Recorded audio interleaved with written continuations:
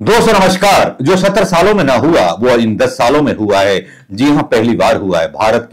नए भारत में हुआ है, मोदी जी के नए भारत में हुआ है। जी हां, कहां न्यायपालिका की रेट तोड़नी है, कहां किसके यहां ईडी आईडी की रेट पड़वानी है।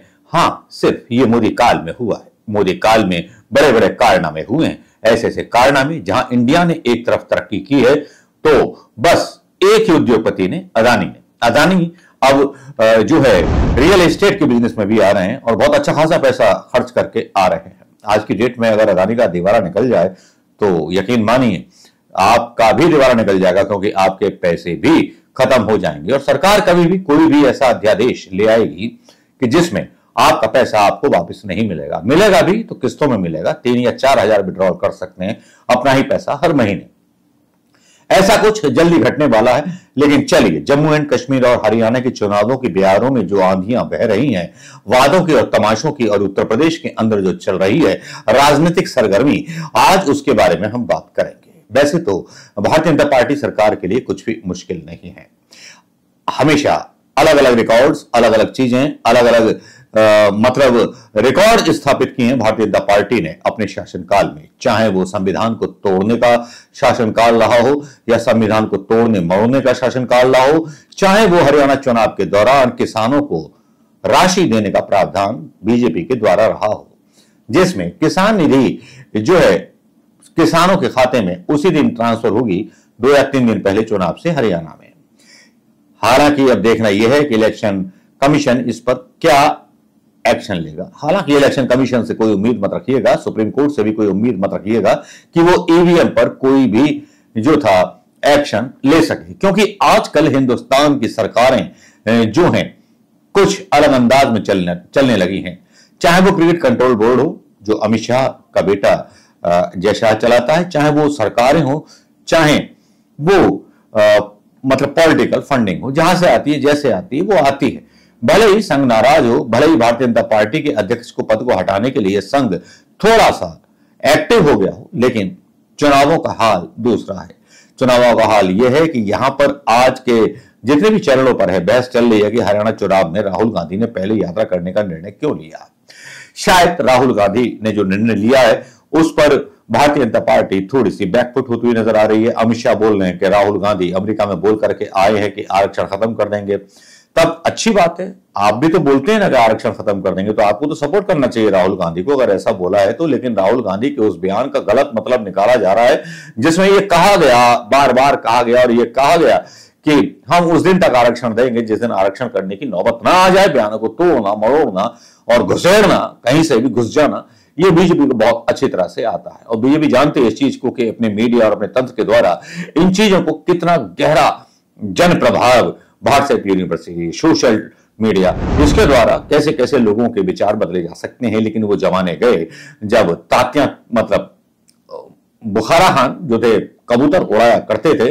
अब जमाना चेंज हो गया है। जिस सोशल मीडिया के सहारे प्रधानमंत्री मोदी जी बड़े दम भरते थे, खबरें झूठी डाली जाती थी, चाहे वो राहुल गांधी हो या विपक्ष के नेता हो जिनको बदनाम करने की कोशिश की जाती थी, आज वही विपक्ष के नेता थोड़े से हावी होते हुए नजर आते हैं। चलिए, आज इसी कड़ी में जहां जम्मू कश्मीर में भारतीय जनता पार्टी सब कुछ हार चुकी है, वहां हरियाणा में सब कुछ हारने जा रही है। लेकिन इसी बीच बड़ी इंटरेस्टिंग खबर हम आपको बताते हैं कि जहां अखिलेश यादव जो है बहुत बिलीनफुली योगी सरकार पर वार करते हैं और सीधे सीधे सुप्रीम कोर्ट से सवाल करते हैं, और हम भी सवाल करेंगे सुप्रीम कोर्ट से। सुप्रीम कोर्ट के डीवाई चंद्रचूड़ क्या ये सब कुछ अपनी आंखों के नीचे होते देखते रहेंगे? सुप्रीम कोर्ट के ऑर्डरों की धज्जियां उड़ाई जाती रहेंगी? तब क्या गणेश पूजा पर प्रधानमंत्री मोदी इसीलिए मिलने आए थे? आप स्पष्ट करें chief justice of India DY Chandrachud कि आपके आदेश के बाद, जिसमें आपने लिखा है कि बिना कोर्ट को सूचित किए किसी का घर बुलडोज न किया जाए, बुलडोजर न चलवाया जाए, लेकिन बीजेपी है कि मानती नहीं है, वो कहीं भी बुलडोजर चलवा देती है। पीछे हमने मध्य प्रदेश में देखा, अब उत्तर प्रदेश के अंदर एक गांव में देखने को मिल रहा है जिसमें 25 यादव घर, यादव तो नहीं बोल सकते, उत्तर प्रदेश वासियों को बुलडोजर चला दिया गया और बरसात में उन्हें बेघर कर दिया गया अपने बीवी बच्चों के साथ। और कहां जाएंगे ये 230 लोग जो 25 घरों में रहते थे? 230 लोग। पीडीए पर इतना कहर बनकर के बरपा रही है योगी सरकार, बुलडोजर आजमगढ़ में भी कर जाए। आईपी सिंह ये समाजवादी पार्टी के नेता हैं, ये यहां ट्वीट करते हैं और एक वीडियो भी डालते हैं यहां पर जो बहुत ही मार्मिक है। अगर आप इसको देखेंगे तो आपको भी लगेगा कि एक तरह से बेइज्जती हो रही है न्यायपालिका की और सुप्रीम कोर्ट के मुंह पर सीधा सीधा तमाचा है और सीधा सीधा चैलेंज है योगी जी का। और योगी जी का इकबाल ही ऐसा है कि योगी जी किसी को भी चैलेंज कर सकते हैं।